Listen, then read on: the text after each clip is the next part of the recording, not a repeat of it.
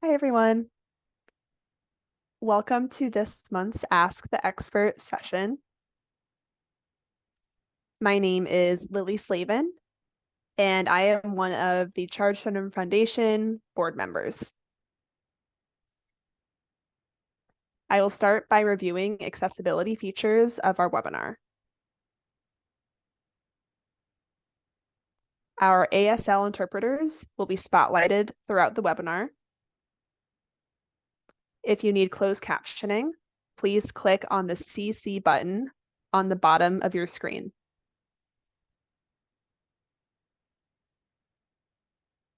Ask the Expert is a series hosted by the Charge Syndrome Foundation about once a month, in which we bring in experts in the field to talk to us about their area of expertise.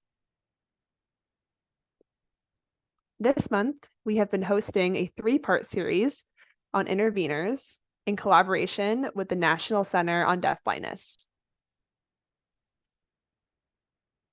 Tonight, we will spend time with our presenters for the last of our three-part series, and they're going to be finishing up talking to us about interveners and what that means and what that looks like. The presenters will begin with a presentation, and the remaining time will be spent on a question and answer session. Please put your questions in the Q&A box throughout the presentation. Tonight's session will be recorded and will be available on the Charge Syndrome Foundation website within a few days after the session. Links to all resources discussed will be shared in the chat box. And with that, I will turn it over to our presenters to introduce themselves and start presenting.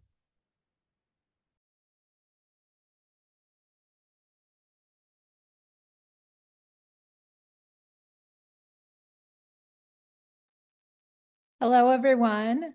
My name is Kristi Probst, and I work for the National Center on Deafblindness. I'm the initiative lead for interveners and qualified personnel.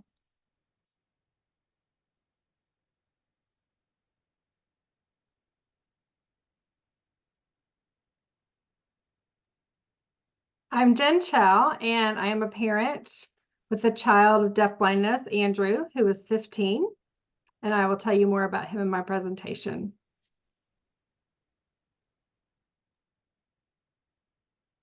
Good evening. My name is Suzanne Chen, and I'm the mother of a 16-year-old son. I'm from New York. I am the family engagement and outreach coordinator for the Deafblind Project in New York and the liaison for New York for the Charge Foundation.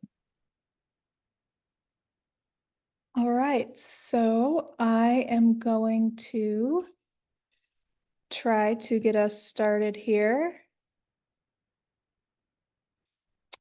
Well, there we go.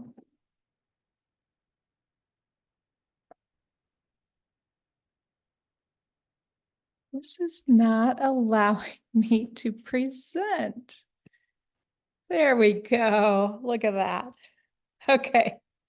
Thank you all for joining us tonight for the webinar, The Nuts and Bolts of Interveners.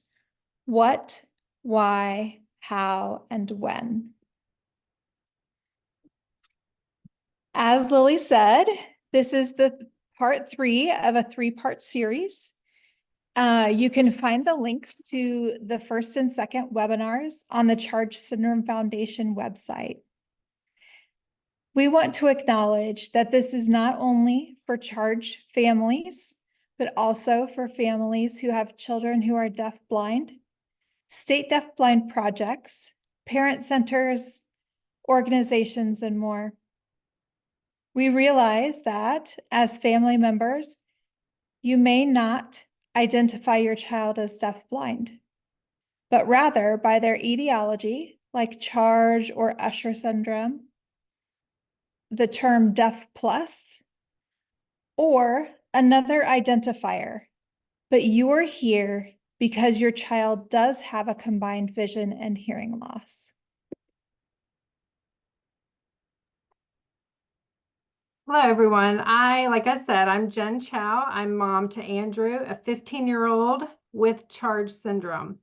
We live in North Carolina, and I'm like you other moms out there, teaching those, interacting with our kids while advocating for them to get what we know is necessary. All of this in a world that seemingly no one understands how to reach and teach our children, where the rare educator exists to exhibit the desire and ability to step up and outside of the typical teaching methods, which often leaves our children behind. The necessity to think about our kids differently and be willing to try new and different often takes an advocate on the team, whether that is you, another family member, or an educator on the team. Patience and collaboration is necessary to show what's possible. You may be thinking that we have it all figured out, but that's actually the furthest from the truth. We are giving it our best each and every day, just like you. What I can tell you is that we have figured out how important it is to speak up and advocate for our son, because he cannot, and our experiences have been that our educators will not. On the slide, you will see on the left-hand side, this is Melanie Harvey and Andrew in kindergarten. This was his first interpreter, and she was actually with him for over 7 years off and on. He knew no signs. He even struggled to keep his ears on to hear at the time. He kept pulling his hearing aids out. In the photo on the right, this was actually from last Friday in high school, 9th grade, with his brand new intervener, Stephanie. So to summarize these photos over the course of Andrew's education path, we have tried many things. Some things worked and others, not so much. All of these things have actually brought us to where we are today. Historically, we have had interpreters who practice total communication. That is, sign, then speak, show the word or picture, sign and speak the word again. Our early on approach was to give Andrew the ability to decide his own communication method. He has chosen to speak and sign, even now playing games with us at home, guessing, like a guessing game. He'll say, "Mama, focus." That's what we tell him to. Locking his eyes on me, he begins to sign away, wanting me to guess what he's saying. I have no idea what he's signing, and he knows that too. He's laughing at me, and eventually he helps me decode his signs, just as he's been taught by his interpreter, learning vocabulary and language. But this is where he has been empowered. He's learned from many interpreters over the years who didn't have deafblind training in the beginning, but they were willing to do the various trainings I'd send their way and read the applicable articles I thought would be good to share. They've had the ability to reach him because they had a vested interest and wanted to see him grow. You keep asking and advocating for what you know is best. I've slowly brought the team on board to input language into the IEP that spoke to the role of the intervener, and thought we didn't have any interveners in North Carolina at the time. We were functioning as though we had one. Was it perfect? No. Perfection isn't the goal, nor do I think that exists. But an environment where Andrew is heard, seen, contributing, accessing the world around him, whatever that looks like for your child, this is going to empower our kids.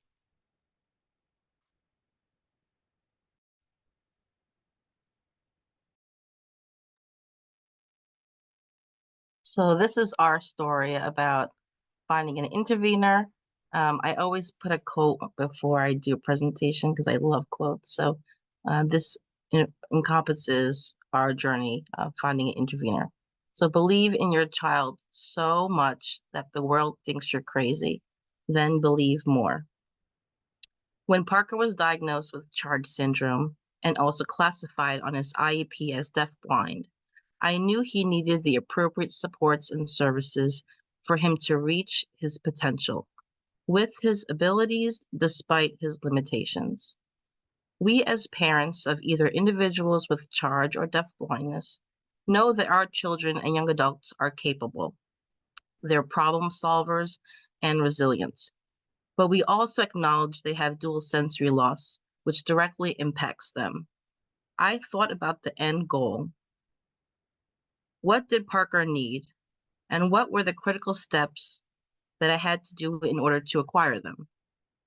Creating small circles of support were vital to me. Having allies to fight the good fight emotionally, physically, and mentally were needed. It can feel overwhelming and exhausting. Some of you might not have a lot of resources where you are, but organizations like your State Deafblind Project, State Parent Training Centers, and other community agencies are great resources. Learning to tell your story and building those skills plays a huge role in feeling confident and assertive when asking for what your child needs. During our IEP, we brought data and documented all professional development that our intervener completed and attended. We showed videos, we provided anecdotes and letters of support. Above all, we showed gratitude because in our second picture is our intervener, Adam. This is Parker during his science fair last year. Adam stands on his right side of Parker's only good eye, supporting him while he is accessing information through his iPad. He's been working with Parker since he started high school, and I love that Parker has a male deaf intervener as a role model and mentor. He is with Parker 35 hours a week with 5 hours of after school. He attends all classes throughout the day with Parker, including his related services. One piece of advice from my journey advocating for an intervener is that the educators need to see the child and meet their needs, and please keep an open mind. We are all invested in the child first. In an educational system that does not understand our deafblind children, how can they meet their needs with equity, access, and dignity? I just had a teacher tell me yesterday that she was excited that she was teaching Parker about who invented the 12-month calendar. And she's been working with his intervener, and he's helped her tremendously. And when he signed to her the Romans, she said it and screamed out loud like she won the lottery. This is success. This is collaboration and deep diving to reach and connect with my child and celebrating his answers like she won the lottery.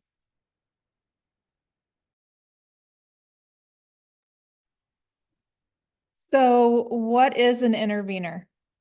Some of you may know what one is, some may not. I'm going to spend a little bit of time just explaining what an intervener is. Interveners are paraprofessionals or paraeducators who have been trained to provide individualized support to people who are deaf-blind in order to improve access to information, environments, and communication partners. There are existing definitions of intervener services, and they share common themes, including individualized support, access to visual and auditory information, and specialized training.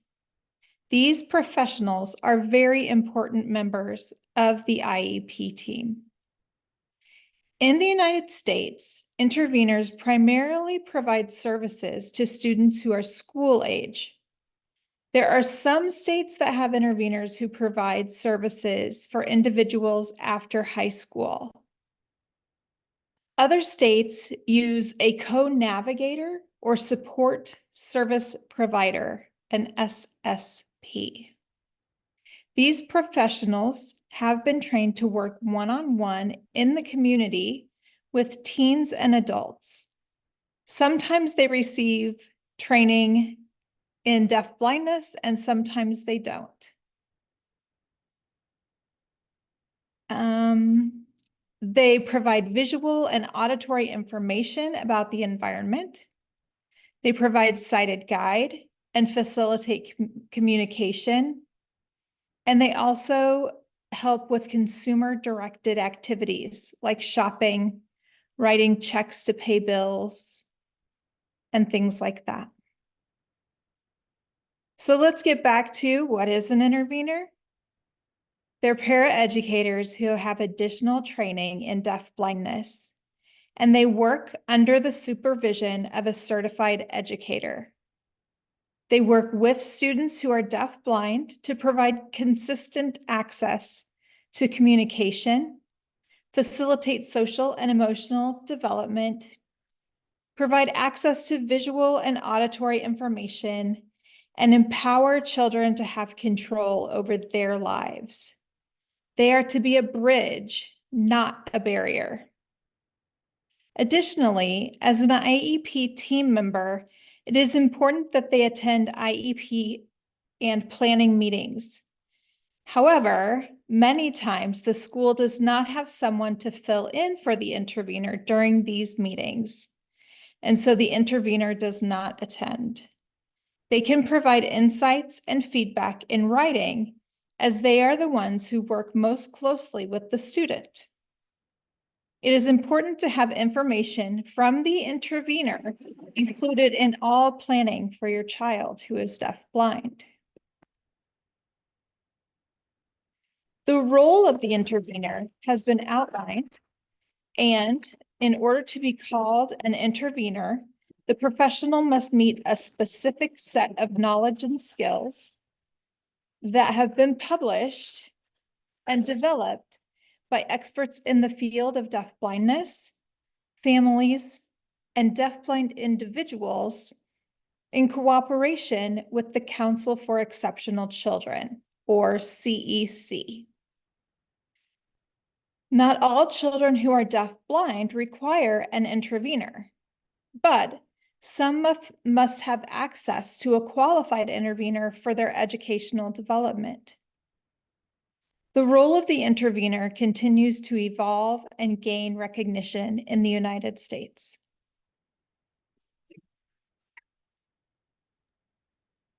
I just wanted to add that Parker's intervener is constantly looking to develop and increase his skills as an intervener. I love how he immerses himself in content because every individual with deafblindness or CHARGE syndrome are so unique. He attends deafblind family events hosted by the State Deafblind Project, deafblind weekend retreats from the Deafblind Parent Organization. He's attended regional CHARGE conferences and webinars, and he also participates in a virtual cohort for interveners and staff that serve in intervener-like capacities. And he's also going to start working on his portfolio for the National Para2 Center.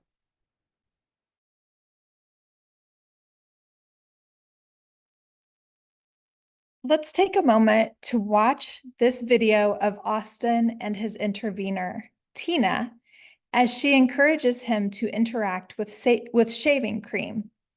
Tina sits behind Austin and provides him the wait time that he needs. Austin and Tina have a trusting relationship. Tina set up the environment for Austin, reducing clutter, creating contrast, and pushed up his sleeves. Tina already knows that Austin likes her working from behind him. Tina let him watch her spraying out the shaving cream. Tina then slides her hands under Austin's, and he received it freely, comfortable with hand-under-hand technique.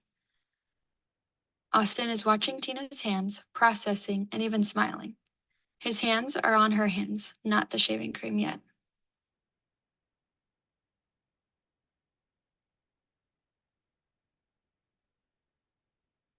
Tina mentions to the filmer that she may need to slow down with Austin.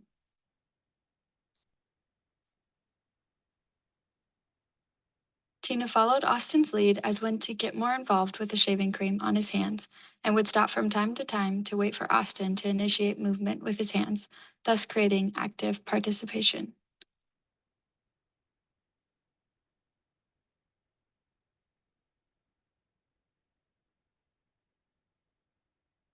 At one point, Tina starts patting the table and Austin feels the vibrations through his body and looks at the shaving cream on the table. Tina did not need to tell him to look. She found another sense to work through. Tina tried to use different motions with her hands to interest him.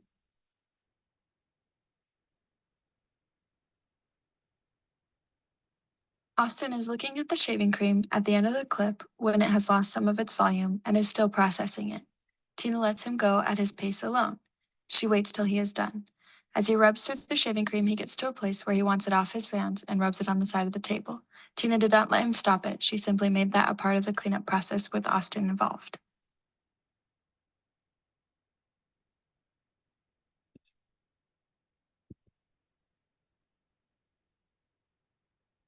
I love that video as it shows an intervener doing their job so well. But I also need to talk to you about what interveners are not, because there are some myths out there. So an intervener is not a teacher. They are not an expert in deafblind education or an individual who assumes the primary responsibility for the student's education. Nor is the provision of intervener services a panacea for overcoming challenges that come up when you educate a child who is deafblind. Rather, intervener services are one of a variety of critical individualized supports that may be needed for children who are deafblind. Interveners work closely with other team members, and they need ongoing leadership and support from teachers of children who are deafblind and other experts in deafblindness. Remember that intervener services are one of a variety of critical individualized supports that may be needed and therefore should be considered when developing a child's IEP. Using the IEP discussion guide that we've been talking about for these past, in the past 2 webinars, and in this one we'll talk about too, is one way to help your IEP team make a determination about the necessity of intervener services. That's right. And actually, on one of our recent IEP update meetings, I actually mentioned to the team I thought it was time that we document and advocate for Andrew to have an intervener, someone who is trained and certified. And the supervisor of the interpreters and interveners piped up and said that, you know, the interpreter is to come up with the lesson plans for the child. And as Kristi said, that is not the case. That's not the role of the intervener. The intervener actually provides the access for the child to the curriculum and the world around the child based on the needs in that moment. And that does fluctuate, at least for our son, it does. Some days he needs more support, other days less. And so that intervener works with him and provides or pulls back based on what was going on. The teacher, on the other hand, should be willing and able to allow the intervener to function in the full role rather than try to control the access, which will typically limit the child. Training the educators and our assistants are very important. Interveners in the classroom, the guide that Kristi was speaking about, that is an excellent resource, and we will provide the links if it hasn't already been provided in the chat. But training the educators and the assistants, this is, again, very important. That resource is very easy to use. It's easy to reference for IEP meetings and to provide guidance for us as parents and also for our educators to draw that distinction between the teacher's role and the intervener.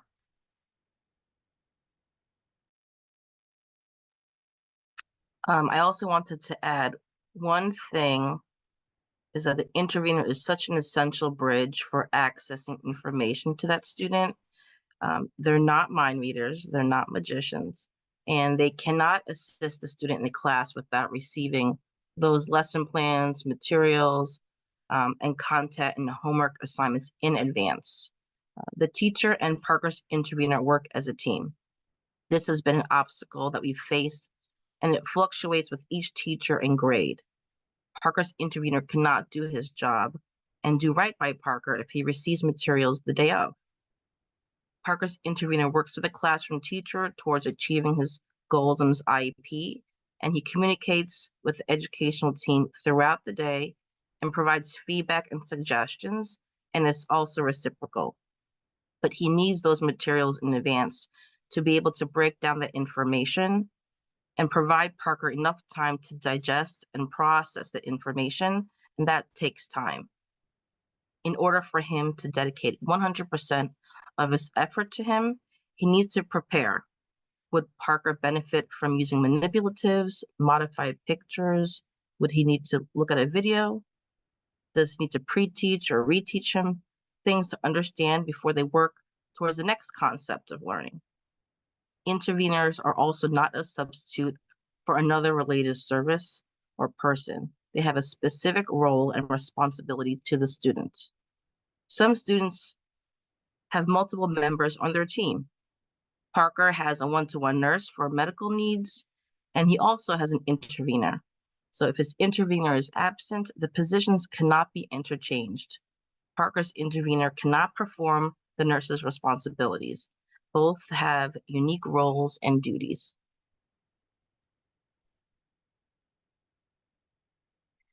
So here we have another video, and this one, you'll see three people. The one standing kind of with her back to us on the far left is Dylan's intervener. And Dylan is the young man in the yellow shirt sitting in the middle. And then on the right is his teacher. As we watch the video, note ways that the intervener and teacher work in cooperation.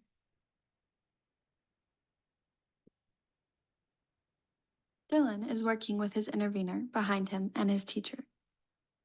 He made this scale out of PVC pipe with his intervener.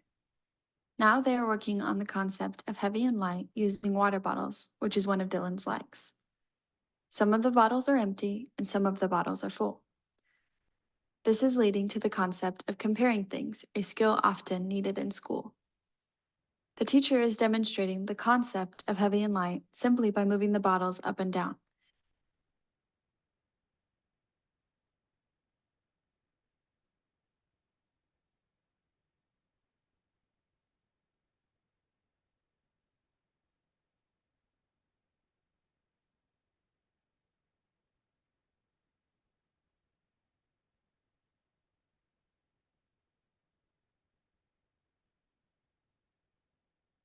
So as you heard in the video, before this lesson, Dylan and his intervener worked together to make this PVC pipe scale. And that's because, as Suzanne said, the intervener was provided with the information about what the lesson would be beforehand. And so she and Dylan could work together to prepare for the lesson. And then the teacher came in and taught the lesson. Oh. So what's the difference between interveners and paraeducators? They both work under the direction of a certified teacher. And although there are many duties that may seem similar, there are important differences. An intervener is hired to work one-on-one with a student who is deafblind, whereas a paraeducator generally works with groups of students. They can work one-on-one with a student when they're assigned. A professional who is a true intervener is highly trained in deafblindness and intervener strategies. Typically, paraeducators do not have disability-specific training like an intervener does. An intervener is responsible for preparing materials for the student who is deafblind, but they don't prepare materials for any other students. The para is responsible for preparing materials for an entire class as assigned by the teacher. That could mean they're doing copying, cutting, activity preparation, things like that for the whole class, not just for one student.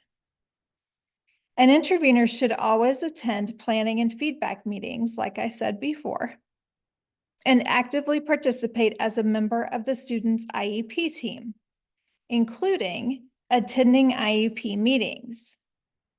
Paras do not usually attend planning or IEP meetings. Finally, an intervener facilitates the student's connection to others by explaining and modeling the student's specific communication system, acting as a bridge to the world, and creating a safe and supportive environment that encourages successful interactions with others. A para is typically not required to facilitate communication connections between students and others. Interveners are so important.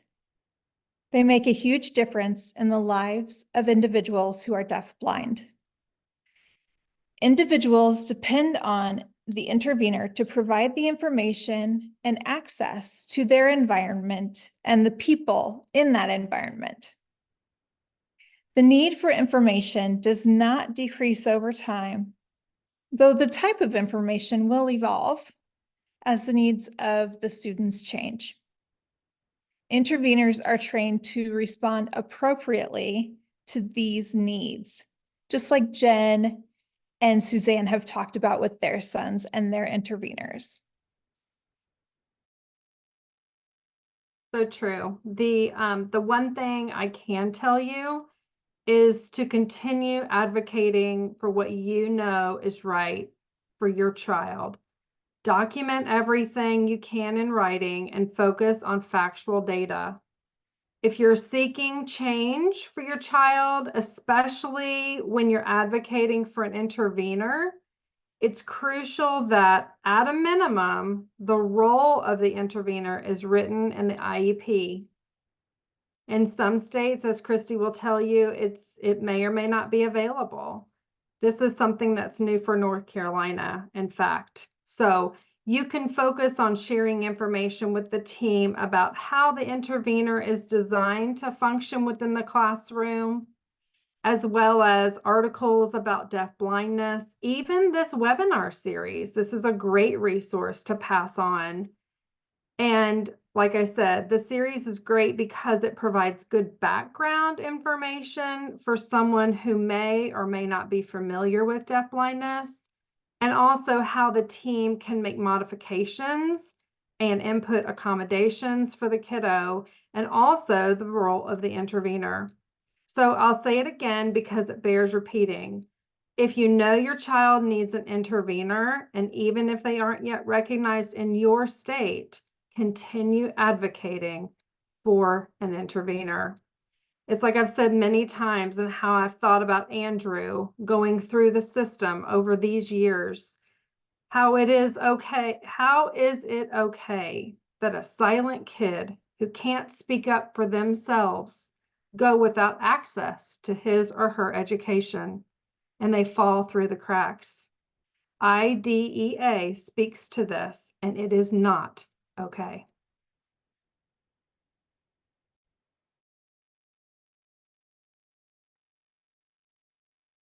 When I saw this title, it really got to me because I can't stress how much value this journey has been with Parker having an intervener.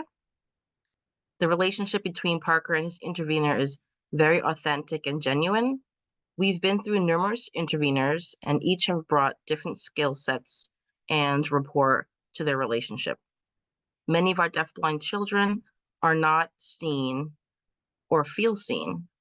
And when they are, they're seen for what they can't do, how complex they are, how many services they have, and how expensive they are. They can feel alone, isolated, and misunderstood. Parker has someone who believes in him, that can explain his needs, promote independence, and work on strategies to help him advocate for himself. Parker has someone who is deaf and fluent in ASL, a team player, someone who's friendly and interested in learning and continuing to learn. He has someone who can think creatively and outside of the box. Parker has an intervener who sees him as a person, connects with him, and provides him access in various capacities throughout the day. And having an intervener on Parker's team means that he's truly seen and included in everything. I want to explain and emphasize that interveners, which I sign in this way, are vital for deafblind students attending schools. Please understand that interveners are not personal care attendants. That is a separate issue, and I'm speaking only of interveners and their role in education. Deafblind students struggle to access educational environments. A sighted hearing person accesses information in the usual way. Someone who's deaf uses an interpreter and relies on lip reading. Someone who is deafblind, having a more profound disability, can easily become isolated from what is happening in the environment, missing lots of information, and falling behind in their education. That is not what we want at all.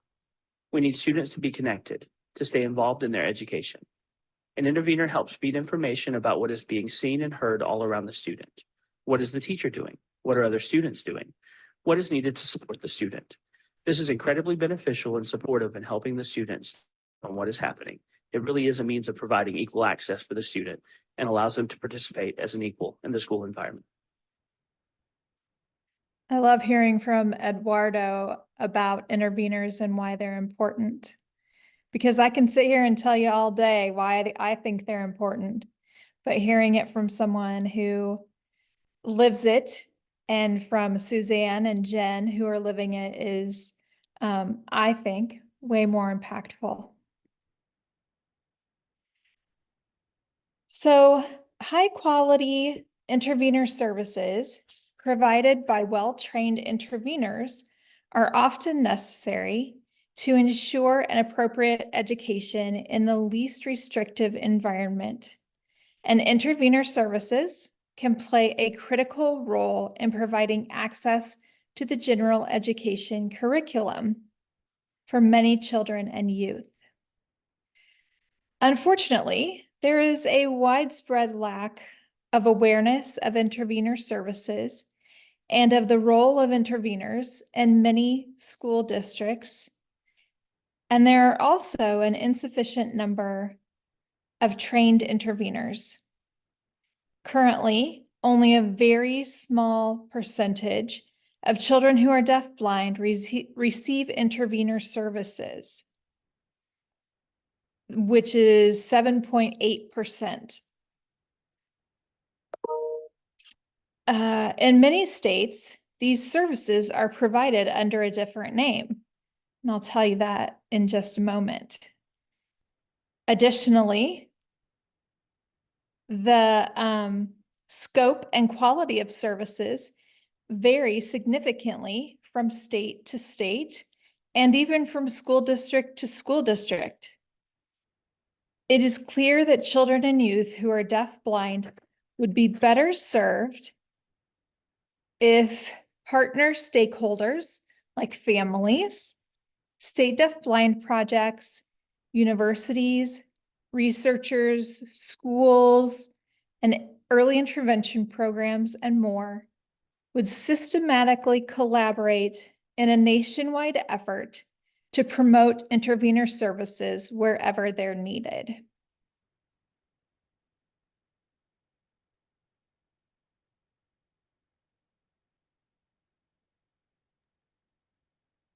I just wanted to add, like I said in the previous webinar, in New York State, we actually do not have interveners recognized. There's no such option on the drop-down box on the CSC's device when you're at an IP meeting to select intervener. The ability to customize supports and services for a deafblind child can be somewhat challenging for sure. But this is where thinking outside of the box creatively to meet the needs of the child comes in. Since the position does not exist in New York, it's not like the DOE can say, we have a contract with this agency that staffs interveners. Because of this, I was given the responsibility to find someone to fill the position for my son. I had to create a job description. I reached out to the State Deafblind Project for assistance, and I built the position around Parker and his needs. I created lists of what types of training they would need and experience, as well as suggesting to have continued professional development in deafblindness through their time working with Parker. I also had to find an agency for the intervener to work through to get paid by the Department of Education. There is no funding mechanism to pay for this individual. Another challenge is benefits. There are no benefits with this contracted position, and the rate of pay is undetermined because there is no comparable rate. If Parker is absent, I ask for flexibility that services could be used virtually or in person at our house to maintain consistency and routine. And those are things that our children depend on. Another challenge for the future is when Parker finishes high school. His intervener services would stop because they're paid through the Department of Education. So what types of services would he receive if he decides to pursue continuing education? There is no special education placement or IEPs for college. So we're taking things year by year and supporting him as best we can through his circles of support, and hopefully having families like yourselves advocating for our kids' needs can open up more doors and options for success. Thank you. On this slide, I've listed a number of titles that IEP teams have used on the IEP to obtain intervener services because their states do not recognize the title intervener. With the variety of titles and terms being used, educators and families can become confused. I mean, look at the difference in all of these titles. That's confusing to me. But at the same time, being creative with terms has helped some IEP teams obtain an employee that they have trained to work with the student who is deafblind.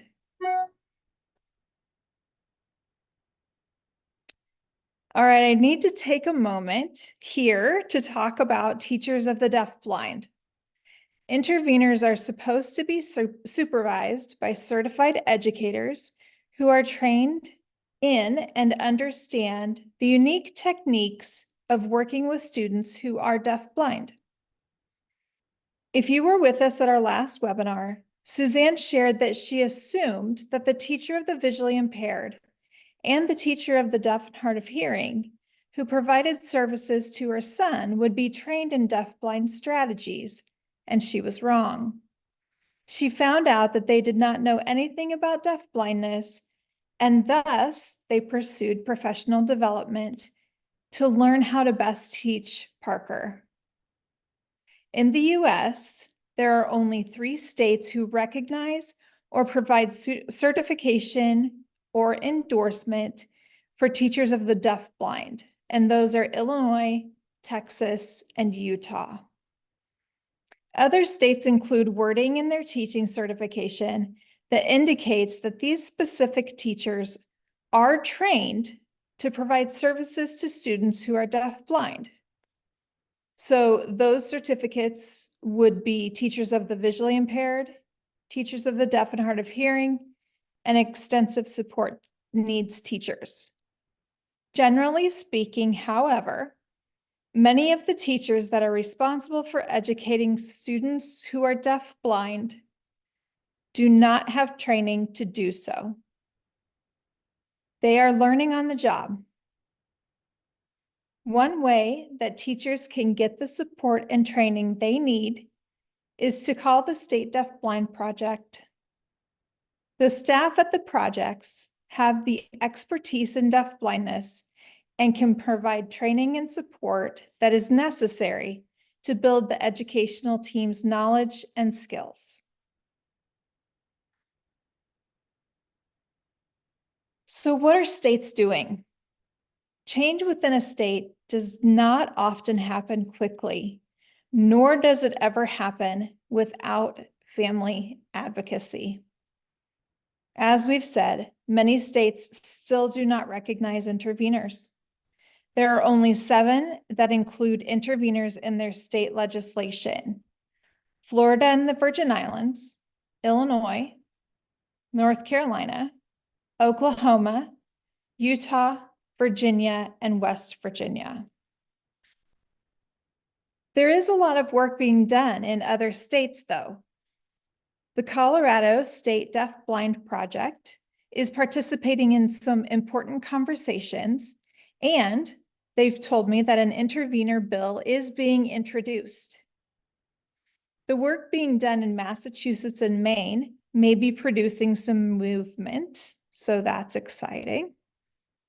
In Maryland and DC, some students have intervener written onto their IEPs, even though interveners are not recognized. And there is a small group of parents who continue to persistently advocate. Michigan has differentiated pay scales, and 19 students in their state have intervener on their IEP.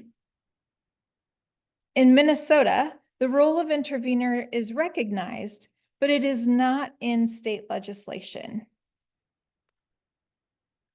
In Montana, a state deafblind project staff member is on a work group for the Department of Education. They're making a document that lists professionals that should be on IEP teams for students with sensory disabilities. And they're going to use this at the Department of Education.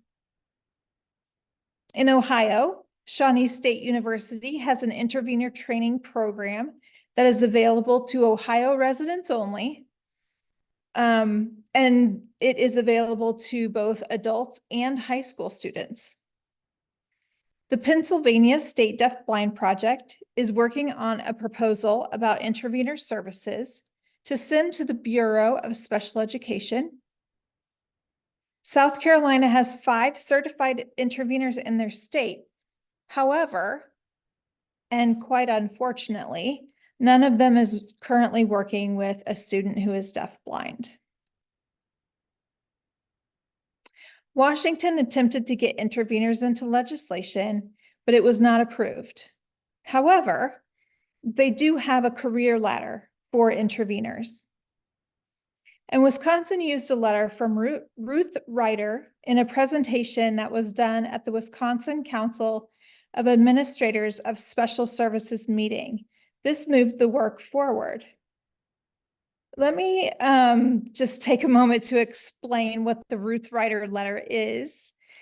Ruth Ryder was the acting director of the Office of Special Education Programs, or OSEP, in 2018.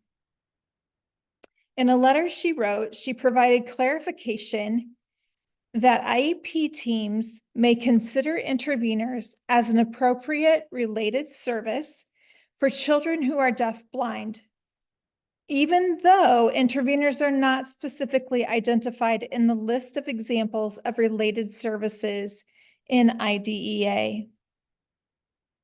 She also said, if the IEP team determines that a particular service, including the services of an intervener, is an appropriate related service for a child and is required to enable the child to receive a free and appropriate public education, the team's determination must be reflected in the child's IEP, and the service must be provided at public expense and at no cost to the parents. This letter has been used by many state projects, organizations, and families to justify intervener services. Now I would like to invite my friend from NFADB, Melanie, to come on and explain to us some really cool things that NFADB is doing.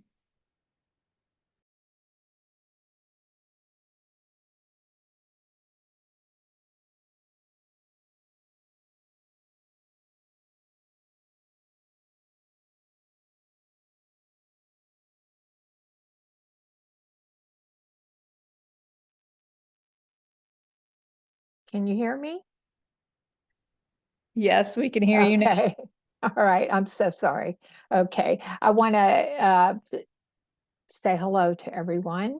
I just want to take a moment to introduce myself. I'm Melanie Knapp. I'm a mom to Christian Knapp, my youngest son, who was deafblind. He was a premature baby that lost his vision and his hearing.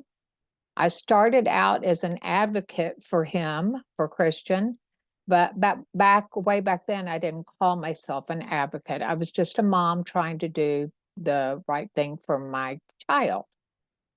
Christian died suddenly in November of 2005 at the age of 25. And during the last few years of his life, Christian had the incredible experience with the most talented and dedicated intervener.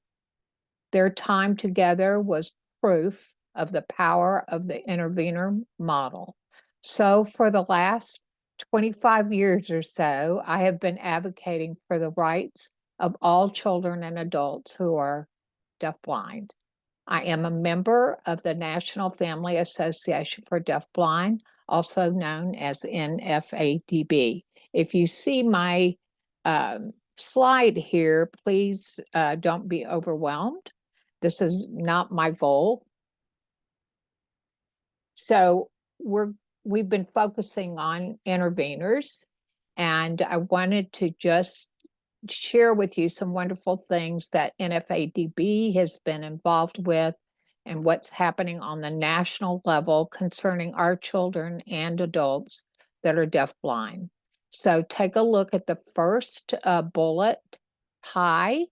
That stands for Policy, Information, and Education. Basically, this is NFADB's legislative committee. Position papers. These are papers written from a family's perspective. For example, the dire need for interveners to be recognized as a related service in IDEA.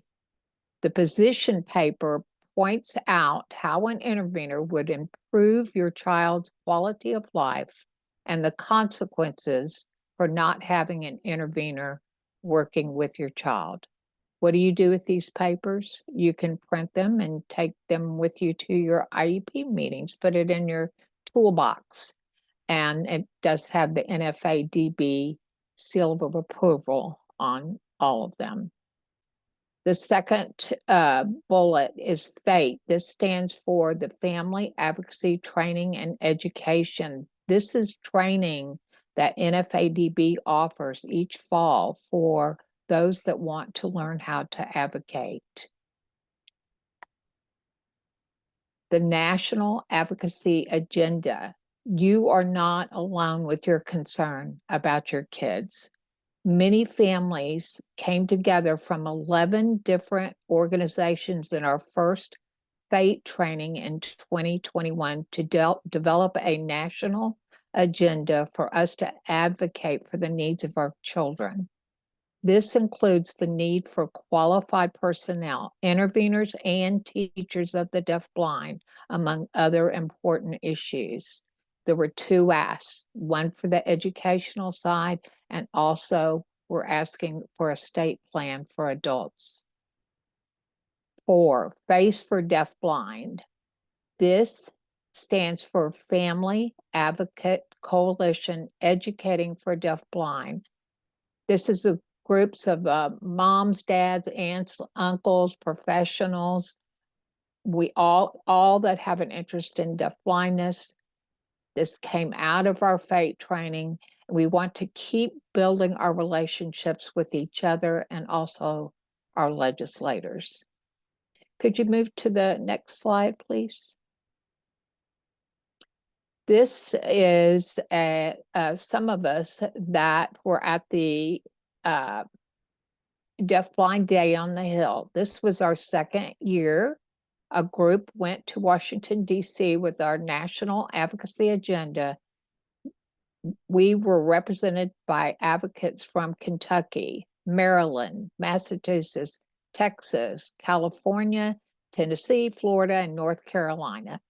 This does not even include the persons who met with their legislators or staff virtually. And you can move to the next slide also, please. So what is in our future?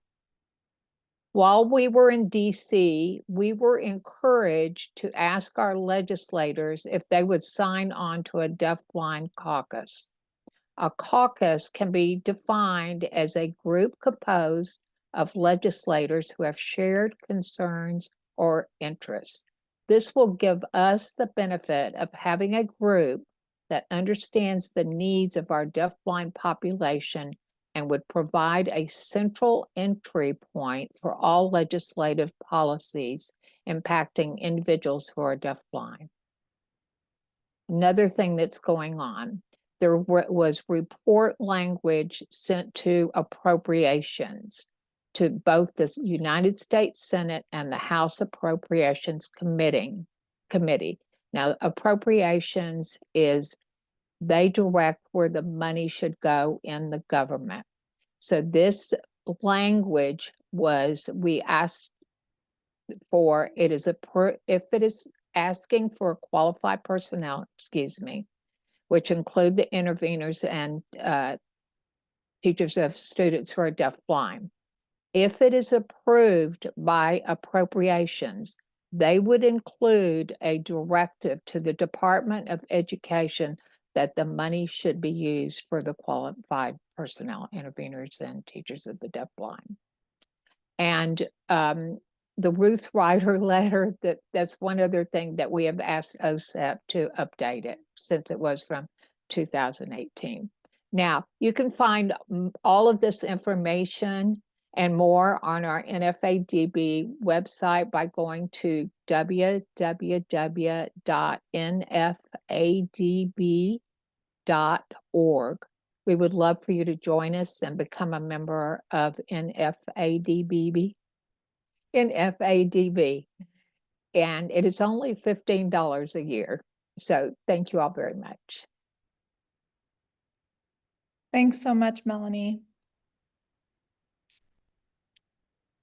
Okay, so determining the need for an intervener.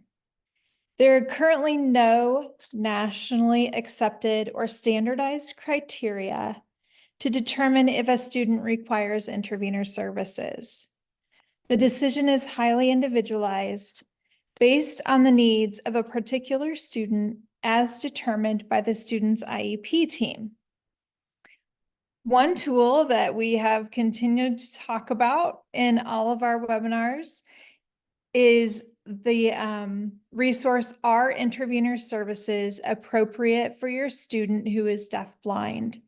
An IEP discussion guide.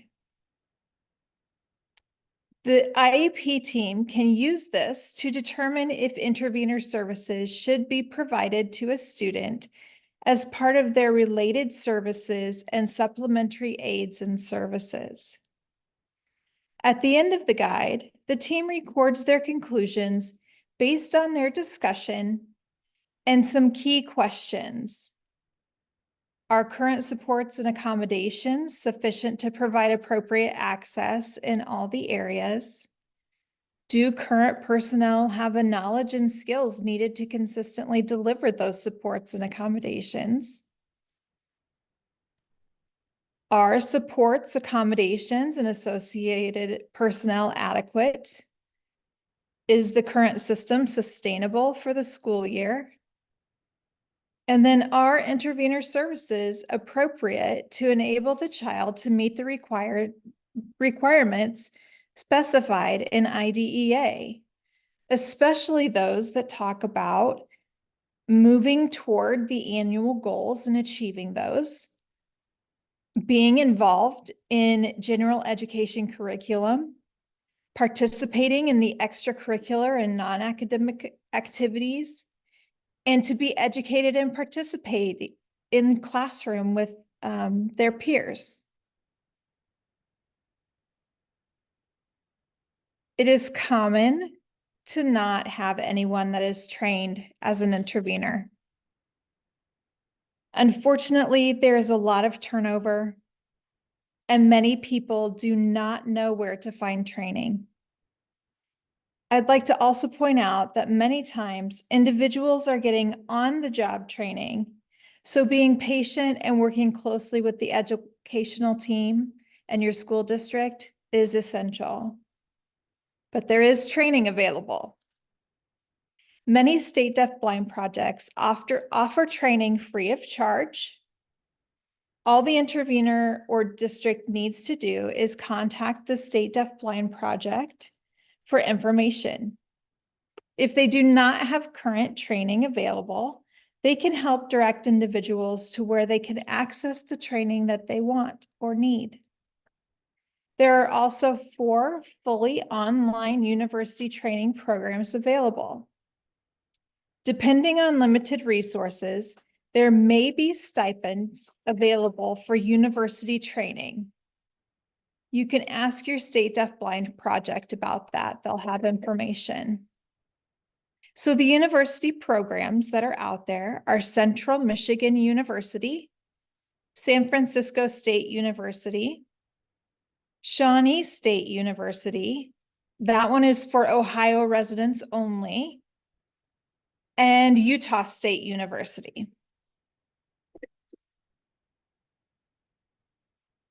So when do you start the conversation?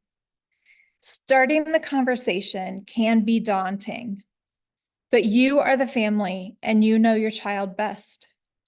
If you feel they would benefit from intervener services, you start the conversation when you feel it's the right time. Most states only provide interveners for school-age students. So if you start the conversation earlier than that, you may hear that interveners services do not start until they get to kindergarten. However, advocating for an intervener for your very young child can be appropriate.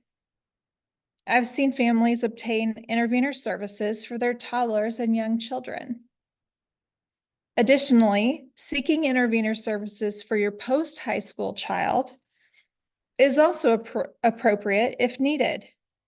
Sometimes these services are called co-navigator services, like I talked about before. And some states also provide what I talked about before as well, support service providers or SSPs.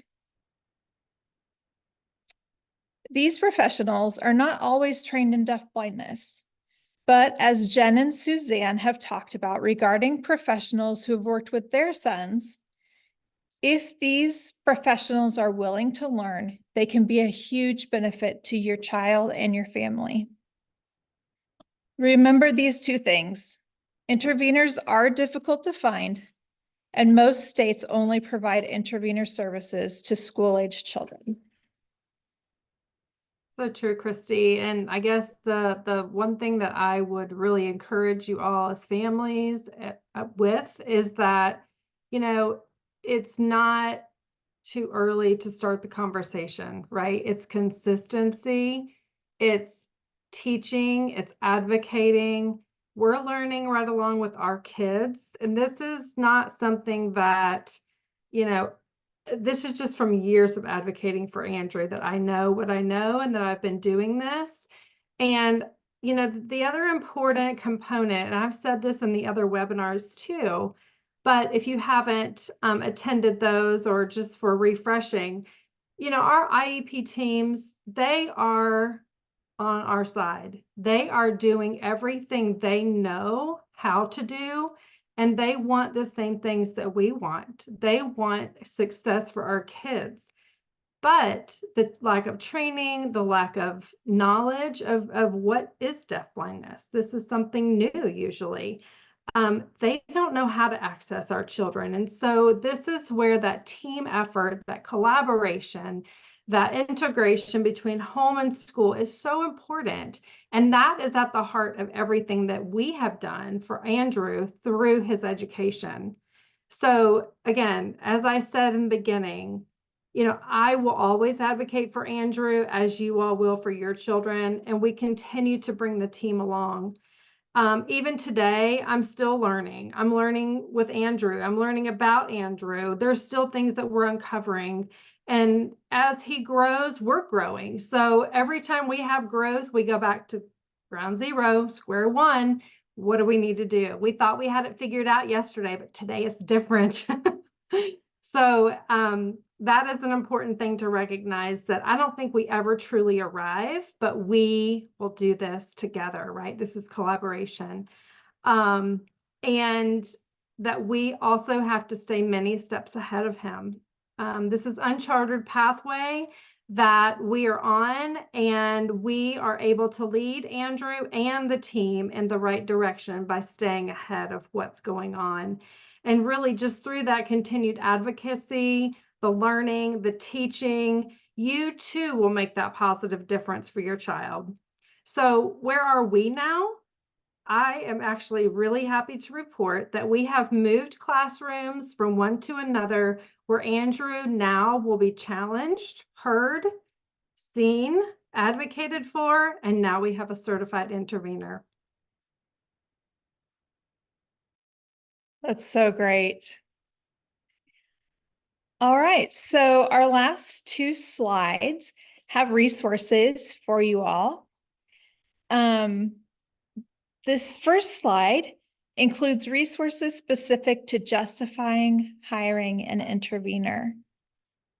The first web page that I have on here, resources on interveners to share with families and IEP teams, is a great place to go to find many resources about interveners that can help you make decisions, help you as you make decisions about the need for these services, and to help you justify hiring an intervener if these services are determined to be appropriate for your child. Even if your state doesn't recognize the term intervener, many of these resources are still highly relevant because they address how to provide access for children who are deafblind. For example, ways that interveners support a child's communication can also be used by other communication partners. A few resources I would like to highlight are the Tools to Employ and Support Interveners webpage, excuse me, and the Ruth Ryder OSEP letter that recognizes interveners as a related service. Both of these resources have been used by many families and advocates to help move the intervener work forward in their districts and in their states. And then this final slide has additional resources for you on it. The one that I think Jen and Suzanne would want to point out is the Family's Guide to Interveners for Children with Combined Vision and Hearing Loss, as that is a very great resource for families about interveners. So now we're on to questions.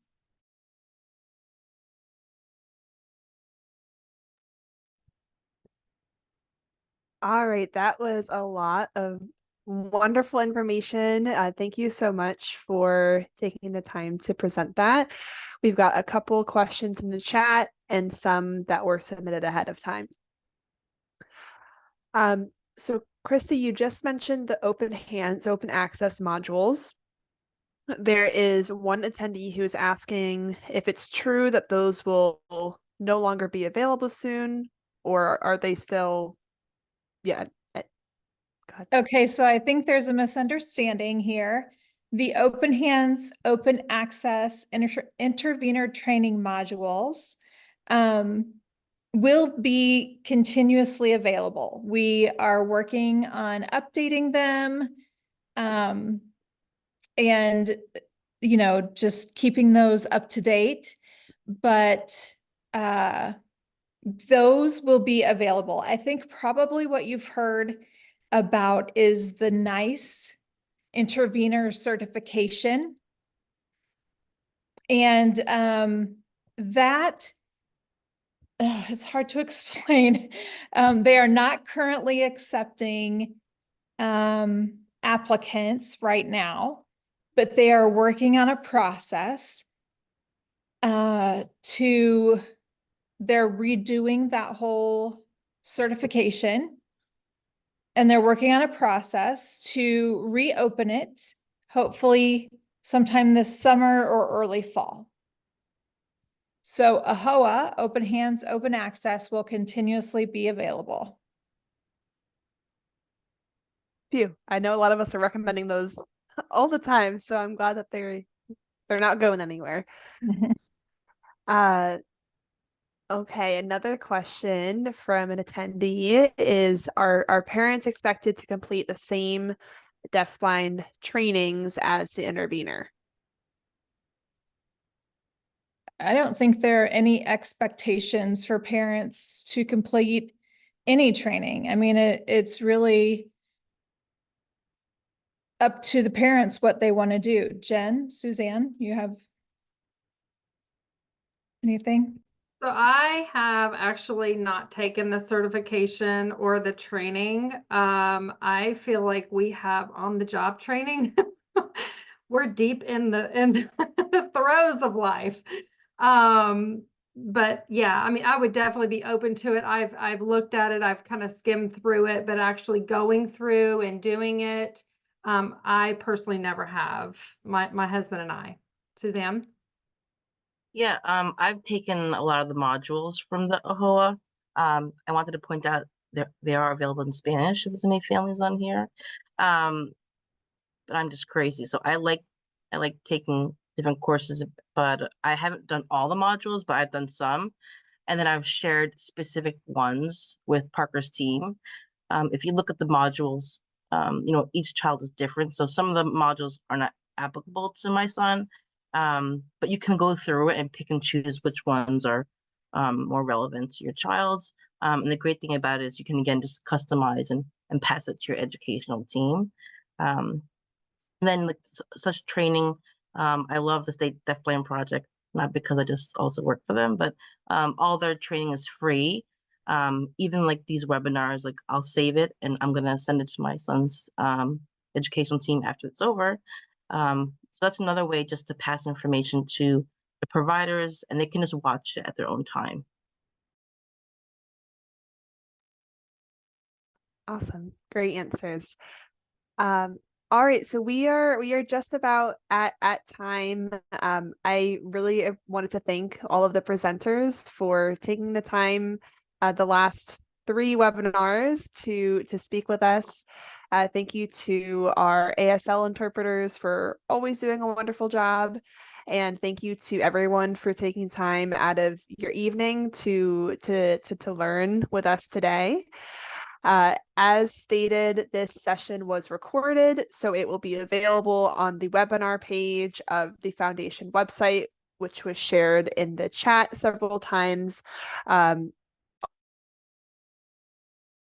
Oop, I muted myself. I was trying to click enter on the chat, but it muted me.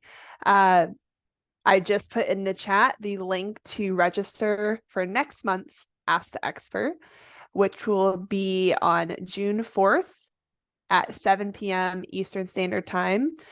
We will be hearing from a group of speech language pathologists from Perkins on total communication. So you will not want to miss it. We're super excited to have them come in too. So with that, everyone have a great night, and thank you again, everyone.